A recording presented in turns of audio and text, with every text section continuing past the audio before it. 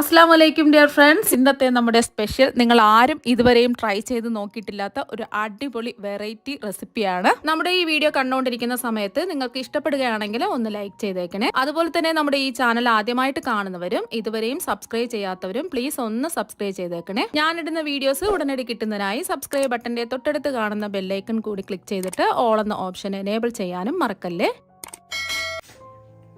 അപ്പോൾ ആദ്യം തന്നെ ഇതിന് വേണ്ടിയിട്ട് ഞാൻ അത്യാവശ്യം പഴുത്ത 3 നേന്ത്രപ്പഴമാണ് എടുത്തിട്ടുള്ളത്. മീഡിയം സൈസ് 3 നേന്ത്രപ്പഴമാണ് എടുത്തിട്ടുള്ളത്. കുറച്ച് വലുപ്പമുള്ള നേന്ത്രപ്പഴമാണെന്നുണ്ടെങ്കിൽ 2 നേന്ത്രപ്പഴം എടുക്കുക. ഇനി നേന്ത്രപ്പഴത്തിൻ്റെ തൊലിയെല്ലാം മാറ്റി ചെറിയ കഷ്ണങ്ങളായിട്ട് ഇതൊന്ന് കട്ട് ചെയ്തെടുക്കാം. ഇപ്പോൾ നേന്ത്രപ്പഴമെല്ലാം ചെറിയ കഷ്ണങ്ങളായിട്ട് ഇതാ കട്ട് ചെയ്തെടുത്തിട്ടുണ്ട്. ഇനി ഒരു പാനിലേക്ക് 1 ടേബിൾ സ്പൂൺ നെയ്യ് ഒഴിച്ചു കൊടുക്കാം. നെയ്യൊന്ന് ചൂടാവട്ടെ.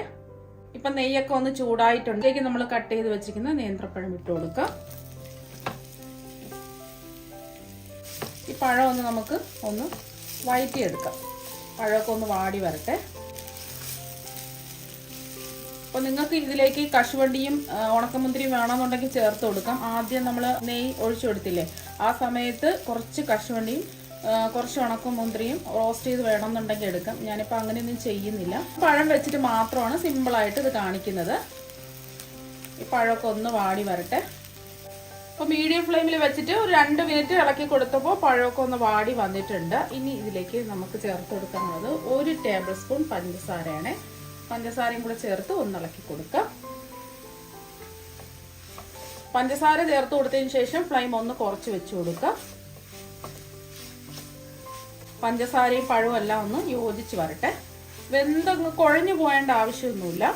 പഞ്ചസാരയായിട്ട് ഇതാ ഒന്ന് യോജിച്ച് വന്നിട്ടുണ്ട്. ഇപ്പോൾ ഈ പാൻ നല്ല ചൂടല്ലേ, വേറൊരു പാത്രത്തിലേക്ക് ഇത് മാറ്റി വെക്കാം. ഇനി അതേ പാനിൽ തന്നെ 250 ml കപ്പിൽ 1.5 കപ്പ് ശർക്കര ഇട്ട് കൊടുക്കാം. ഇത് 250 ഗ്രാം ശർക്കരയാണ്. അപ്പൊ ഞാൻ പൊടിച്ചെടുത്ത ശർക്കരയാണ് 250 ഗ്രാം എടുത്തിട്ടുള്ളത്. ഇനി ഇതിലേക്ക് 1/2 കപ്പ് വെള്ളം ഒഴിച്ചു കൊടുക്കാം.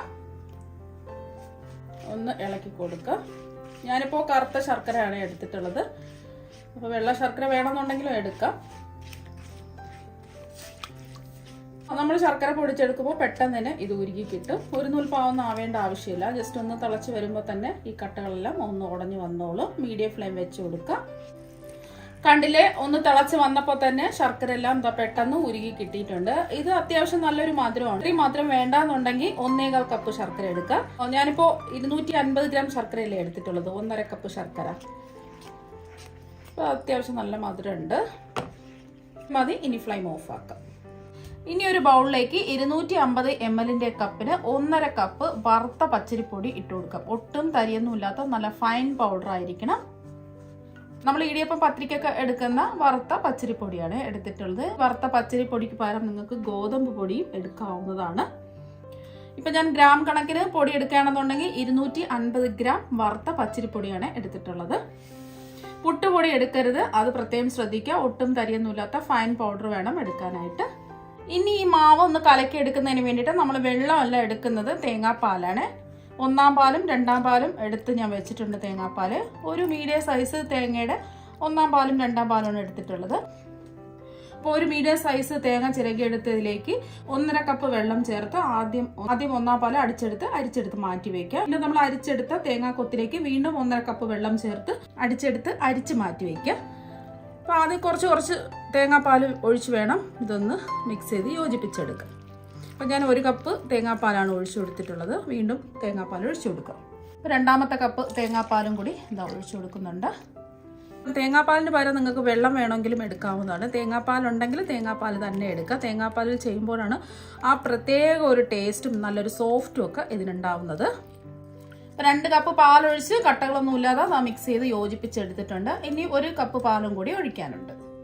അപ്പോൾ 3 കപ്പ് തേങ്ങാപ്പാലും ഇതാ ഒഴിച്ചു കൊടുത്തിട്ടുണ്ട്. മിക്സ് ചെയ്യാം. നമ്മളെടുക്കുന്ന ഓരോ വറുത്ത അരിപ്പൊടിക്കും അനുസരിച്ച് നമ്മളെടുക്കുന്ന തേങ്ങാപ്പാലിൻ്റെ അളവിനും വ്യത്യാസം ഉണ്ടാവും. അപ്പോൾ കുറച്ച് കൂടുകയോ കുറയുകയോ ഒക്കെ ചെയ്യും. അപ്പോൾ അതിനനുസരിച്ച് തേങ്ങാപ്പാൽ എടുക്കുക. അപ്പോൾ ഞാനെടുത്ത വറുത്ത അരിപ്പൊടിക്ക് 3 കപ്പ് തേങ്ങാപ്പാൽ കറക്റ്റ് അളവാണ്. ഇപ്പോൾ അതാ മിക്സ് ചെയ്ത് യോജിപ്പിച്ചെടുത്തിട്ടുണ്ട്. ഈ ഒരു പരുവത്തിന് വേണം നമ്മൾ മാവ് കലക്കിയെടുക്കാനായിട്ട്. ഒരുപാട് അങ്ങ് കട്ടിയാവാൻ പാടില്ല. ഈ ഒരു പരുവത്തിന് ലൂസ് ബാറ്ററായിട്ട് കലക്കിയെടുക്കാം. ഇനി ഇതിലേക്ക് നമ്മൾ തയ്യാറാക്കി ഇനി നമ്മൾ ഉരുക്കി മാറ്റി വെച്ചിരിക്കുന്ന ശർക്കര പാനി ഒഴിച്ചു കൊടുക്കാം. ചൂടോടുകൂടി ഒഴിക്കരുത്, ചൂടൊക്കെ മാറി ചെറിയ ചൂടോടുകൂടി ഒഴിച്ചു കൊടുക്കുക. അതുപോലെ തന്നെ കല്ലും മണ്ണും ഉണ്ടെന്നുണ്ടെങ്കിൽ അരിച്ചിട്ട് വേണം ഒഴിക്കാനായിട്ട്. ഞാനെടുത്ത ശർക്കരയിൽ കല്ലും മണ്ണും അഴുക്കില്ലാത്തത് കൊണ്ടാണ് നേരിട്ട് അങ്ങ് ഒഴിച്ചു കൊടുത്തിട്ടുള്ളത്. ഒന്ന് യോജിപ്പിച്ചെടുക്കാം.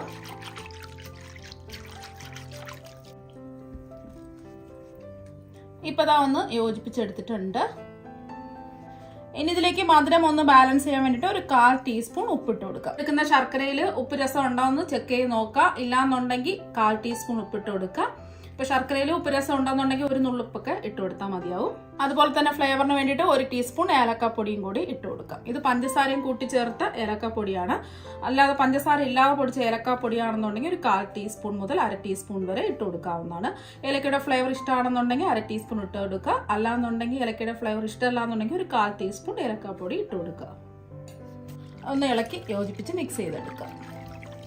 ഇതിൽ നിങ്ങൾക്ക് വേണമെന്നുണ്ടെങ്കിൽ 2 നുള്ളു ചെറിയ ജീരകത്തിന്റെ പൊടിയും 2 നുള്ളു ചുക്ക് പൊടിയൊക്കെ ഉണ്ടെന്നുണ്ടെങ്കിൽ ചേർത്ത് കൊടുക്കാം. ഞാനിപ്പോൾ അതൊന്നും ചേർക്കുന്നില്ല, വെറും ഏലക്കാപ്പൊടി മാത്രമേ ചേർത്ത് കൊടുക്കുന്നുള്ളൂ. ഇപ്പോൾ അതാ ഒന്ന് മിക്സ് ചെയ്തെടുത്തിട്ടുണ്ട്.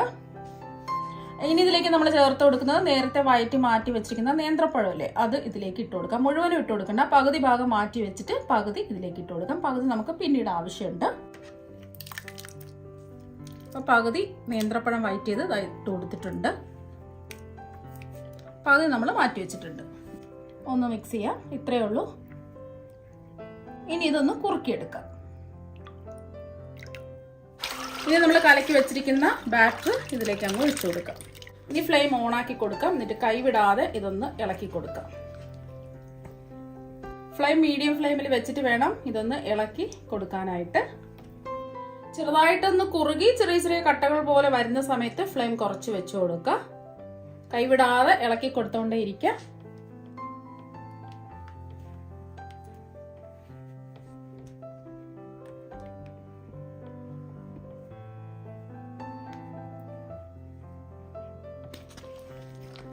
ഇപ്പൊ കണ്ടില്ലേ, ഒന്ന് കുറുകി വന്നിട്ടുണ്ട്. കുറച്ചും കൂടെ ഒന്ന് ആവാനുണ്ട്. പാനിൽ നിന്ന് ചെറുതായിട്ടൊന്ന് വിട്ട് വരുന്നവരെ ഒന്ന് ഇളക്കി കൊടുക്കാം.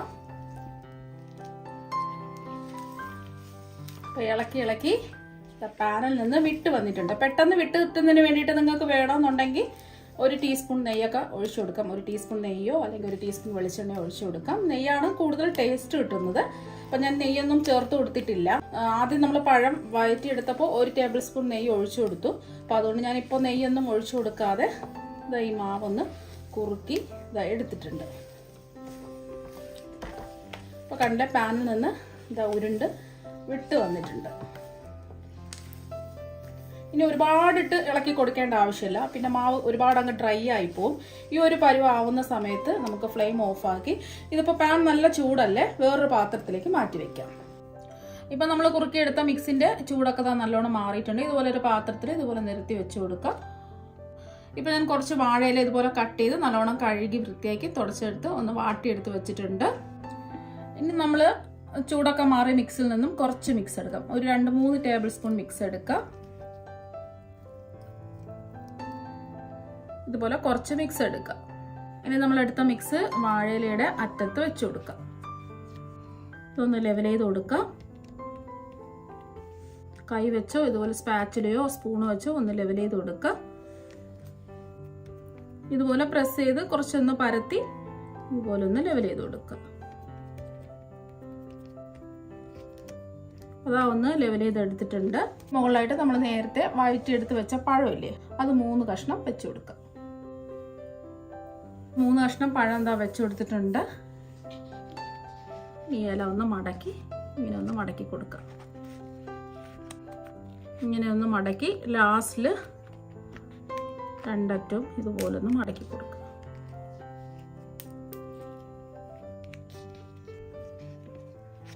ഈ ഒരു രീതിക്ക് റെഡിയാക്കി എടുക്കുക.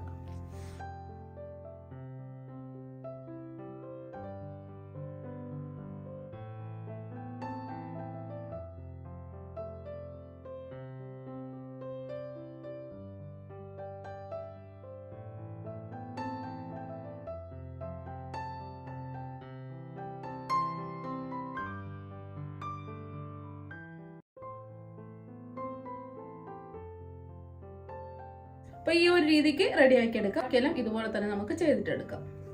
ഇപ്പൊ എല്ലാം വാഴയിലയിൽ പൊതിഞ്ഞ് ഒന്ന് റെഡിയാക്കി എടുത്തിട്ടുണ്ട്. ഇനി ഇതൊന്ന് ആവിയേറ്റി എടുക്കാം. എടുക്കുന്നതിന് വേണ്ടിയിട്ട് ഞാനിപ്പോൾ ഇഡലി ചെമ്പിലോ ഒരു 4 ഗ്ലാസ് വെള്ളം തിളപ്പിക്കാൻ വെച്ചിട്ടുണ്ട്. ഇനി ഇതിലേക്ക് ഇതുപോലത്തെ ചെറിയ ഹോളുള്ള ഒരു തട്ടും കൂടി വെച്ചു കൊടുക്കുക. ഇതുപോലത്തെ തട്ടുണ്ടെങ്കിൽ ഇതുപോലത്തെ തട്ട് വെച്ചു കൊടുക്കുക. അല്ലാന്നുണ്ടെങ്കിൽ നമ്മുടെ ഇഡലി തട്ടുണ്ടല്ലോ, അതൊന്ന് തിരിച്ചിട്ട് കൊടുത്താലും മതി. ഇനി വെള്ളം ഒന്ന് തിളക്കട്ടെ. ഇനി ഈ തട്ടിലേക്ക് ഓരോന്നായിട്ട് വെച്ചു കൊടുക്കുക.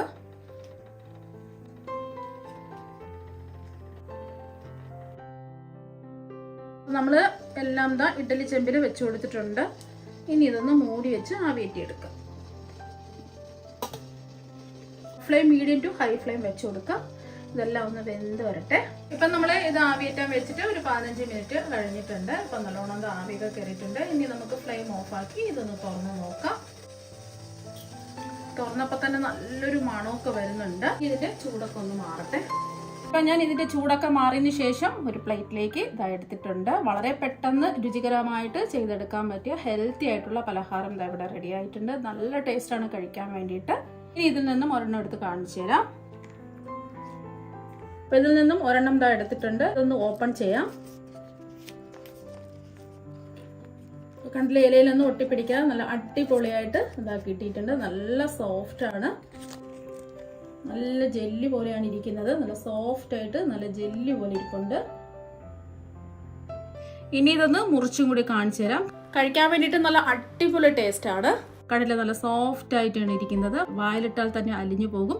അപ്പോൾ നിങ്ങൾ എല്ലാവരും ഇതുപോലെ ഒരു പ്രാവശ്യം ഒന്ന് ട്രൈ ചെയ്ത് നോക്കുക. തീർച്ചയായും നിങ്ങൾക്ക് എല്ലാവർക്കും ഒരുപാട് ഇഷ്ടമാകും. അപ്പോൾ നമുക്ക് മറ്റൊരു വെറൈറ്റി വീഡിയോ ആയിട്ട് വീണ്ടും കാണാം. താങ്ക്